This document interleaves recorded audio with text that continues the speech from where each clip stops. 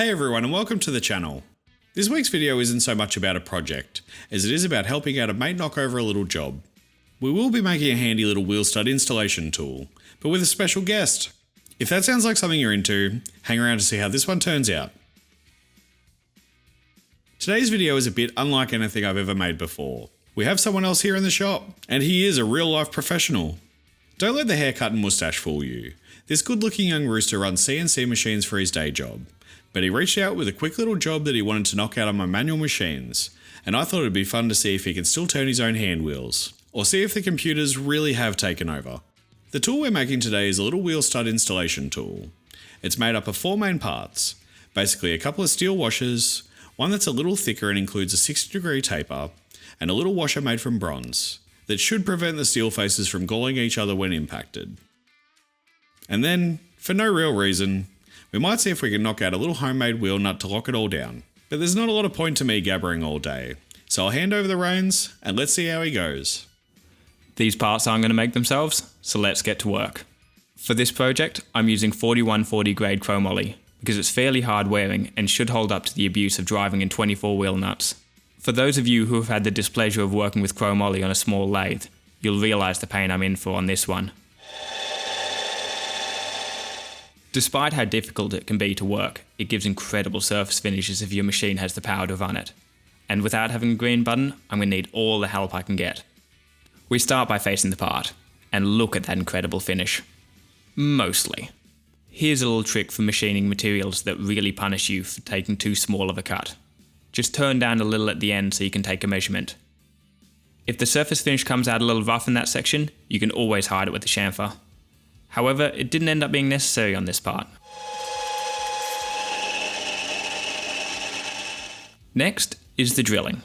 I was a little bit worried the pip would give me trouble with the center drill, but it took it like a champ. We follow it up with a pre-drill, and then drill clearance for an M12 stud with regular pecs to keep the tool oiled. Despite being slow, it actually goes pretty easy.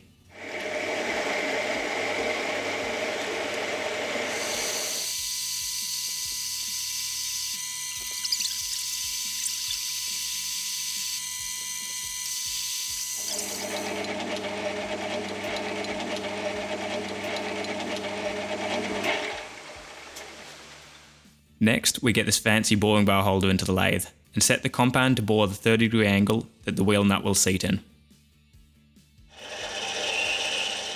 I'm not sure if it's the sleeve or the light cuts, but the bar seemed pretty stable, especially in this harder steel. Until I get a little too eager with the depth. Ideally, I wouldn't be dragging the tool on the way back out, but it's just easier than resetting the cross slide with every pass.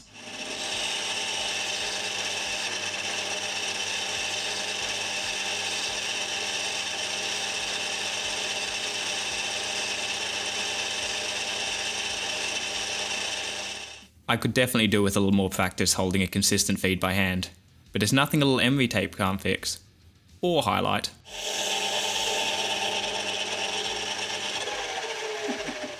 And because I need to keep the compound set at 30 degrees for another operation, a shallow chamfer will have to do.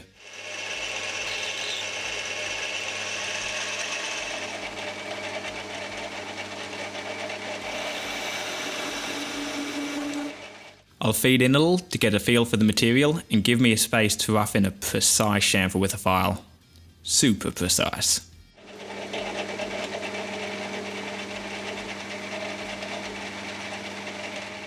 This chromoly has been kind to me so far, but I'm just waiting for it to jump out of the jaws at me.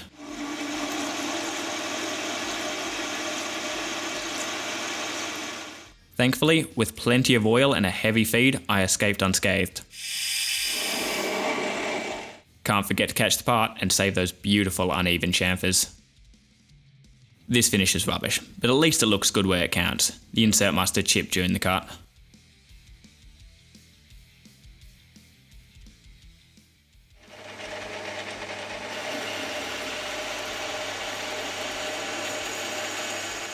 Notice the heat in the chip when there's no oil on the tool? It's incredible what a difference it can make.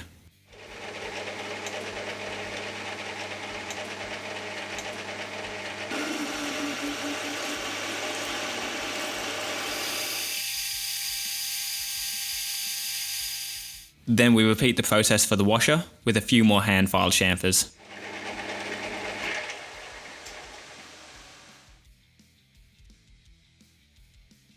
You might be wondering why I'm making a wheel nut when I've got a box of them that I just pulled off the car. It's because I'm having a lot of fun with this outdated technology, and besides, no one wants to watch a video about just a couple of washers. First, I'm roughing down the stock to the largest diameter in a couple of passes. This dimension isn't critical at all, it's just an aesthetic shoulder at the base of the hex.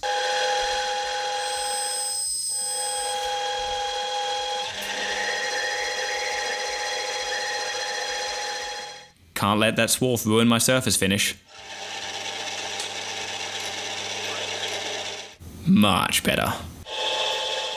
And one more cut to take it to size.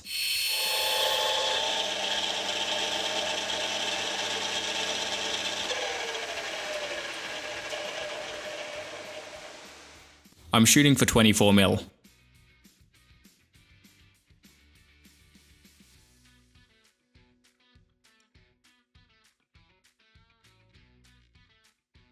Hey, maybe I'm starting to get the hang of this. Next is the diameter where we'll cut the hex. I'm aiming for 0.3 under the major diameter of the hex to break the corners in the milling operation.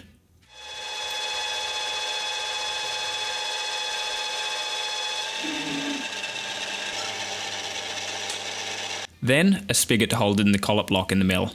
God, spigot's a hard word. If you're thinking that spigot looks a little short, yeah, you're right. More on that in a sec.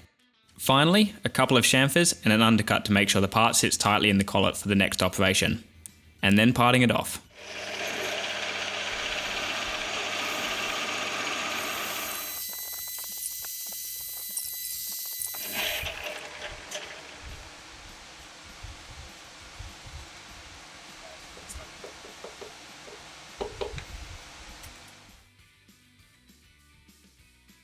I don't think I'd be welcome back here if I chipped a brand new end mill, so a piece of paper to touch off keeps everything safe. Then I come down the width of the paper, plus the depth of the flat. It sounds pretty stupid, but it's important to check the width of your paper because it does vary. Then we cut the remaining 5 sides.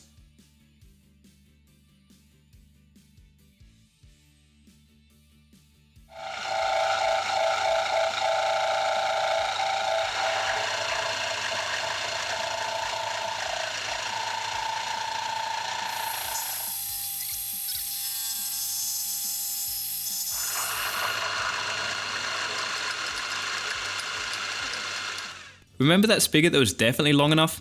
It wasn't.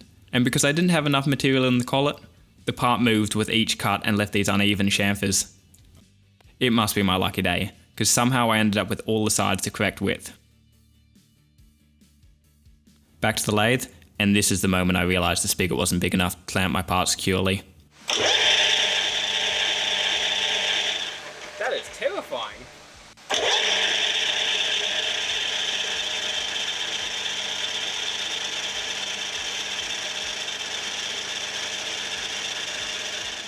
Not having a door between me and the part really drove this point home. So let's flip it around in the 3-jaw and face off the excess stock.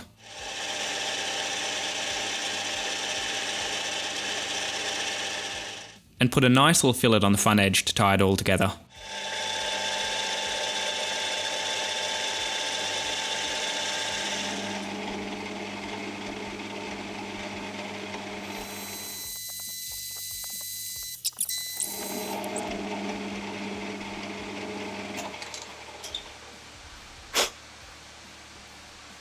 Woohoo! And look at that. Despite the mistakes in the milling, it's still a perfect fit.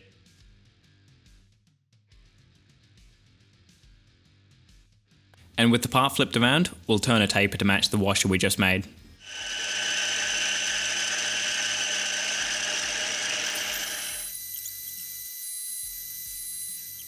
Other than the angle of the taper, nothing on this end is particularly critical.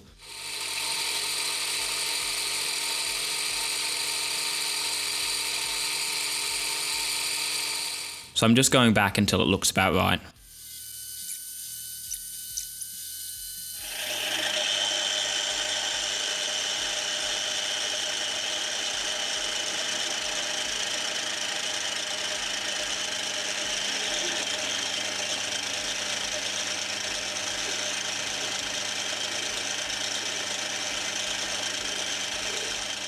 Finally, it's time to drill a hole for the thread. I'm keeping a close eye on the depth.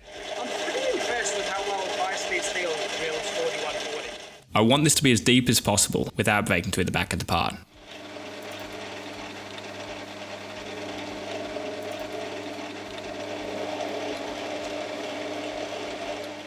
As much as I'd love to practice my single point threading, a deep hole in hard steel sounds like an absolute nightmare.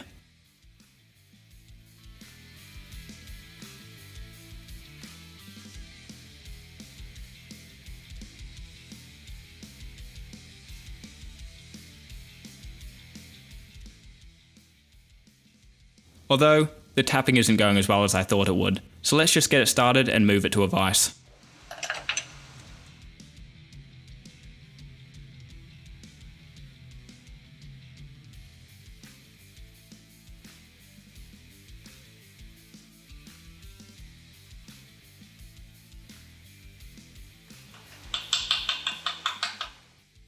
The last part in this adventure is the washer that's going to act as a bearing between the two halves. This washer is going to see a lot of load at a fairly slow speed, so bronze is the perfect material for this application.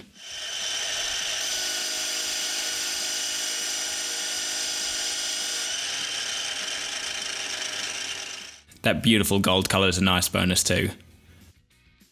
Just like the first washer, this is getting drilled to 12mm and parted to length.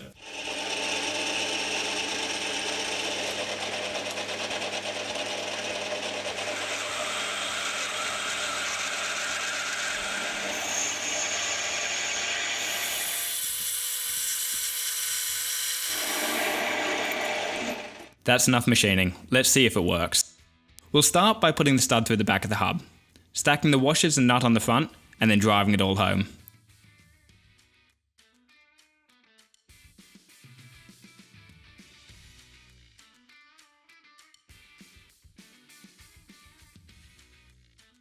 Right.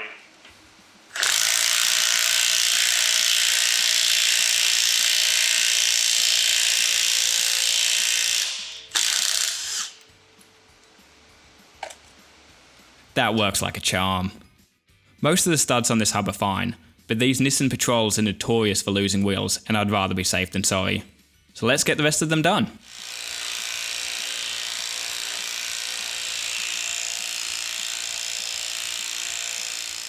I could definitely do with more practice on these manual machines, but I'm proud of how the whole thing came out.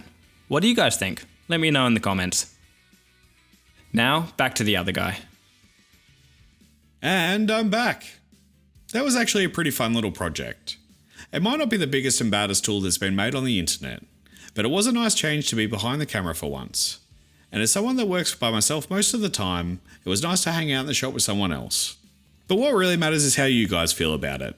Let us know in the comments below, and consider subscribing if you'd like to see more. Thanks for hanging out, everyone. I'll see you on the next one.